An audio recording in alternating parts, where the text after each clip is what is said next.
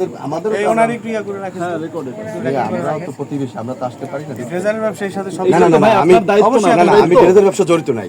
বরিশালে গভীর রাতে অভিযান চালিয়ে অবৈধ বালু উত্তোলনের কাজে ব্যবহৃত একটি বাল্কহেড ও একটি ড্রেজার মেশিন জব্দ করেছে ভ্রাম্যমাণ আদালত।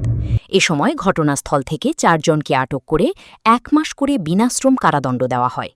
দীর্ঘদিন ধরে একটি চক্র অবৈধভাবে বালু উত্তোলন করে আসছিল বলে জানিয়েছে প্রশাসন। বিষয়টি জানতে পেরে বরিশাল বিশ্ববিদ্যালয়ের শিক্ষার্থীরা ট্রলার যোগে ঘটনাস্থলে গিয়ে বালু উত্তোলন বন্ধ করে প্রশাসনকে খবর দেন। আমরা এখানে আমার বন্ধু বান্ধব ব্যাচমেট তারপরে জুনিয়ররা ছিল, আমরা ঘুরতে আসছি, তখন দেখতেছিলাম যে বালু কাটতেছে অবৈধভাবে। তখন আমরা নিজেদের ভিতরে ডিসকাশন করার পরে ট্রলার মামারে ডাক দেয়, দেন ওনাকে নিয়ে ওনাদের দাওয়া করে ধরার পরে আমরা প্রশাসনের কাছে এই নিউজটা পাঠাই যে এখানে আমরা অবৈধ বালু ড্রেজার ধরছি, আপনারা আসেন।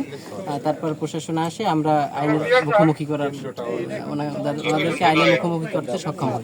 এটা খুবই আমাদের কাছে পজিটিভ একটা করছে যে আমরা যে ধরছি, আমরা এত বেশি সময় রাখতে পারতাম না, আমাদের উপরে হয়তো বা বিভিন্ন থ্রেট আসতো বা আমাদের হামলাও করতে পারতো। আমরা সেই রিস্ক নিয়ে আমরা আসলে ধরে প্রশাসনকে অবহিত করছি এবং প্রশাসন আসছে, এটা আমরা প্রশাসনকে সাধুবাদ জানাই। পরে সহকারী কমিশনার ভূমি ও নির্বাহী ম্যাজিস্ট্রেটের নেতৃত্বে অভিযান পরিচালিত হয়। তবে ড্রেজারের মালিকপক্ষের কাউকে ঘটনাস্থলে পাওয়া যায়নি। প্রশাসন জানিয়েছে মালিকদের শনাক্ত করে আইনগত ব্যবস্থা নেওয়া হবে। নদী ও পরিবেশ রক্ষায় এই ধরনের অভিযান অব্যাহত থাকবে বলেও জানানো হয়েছে।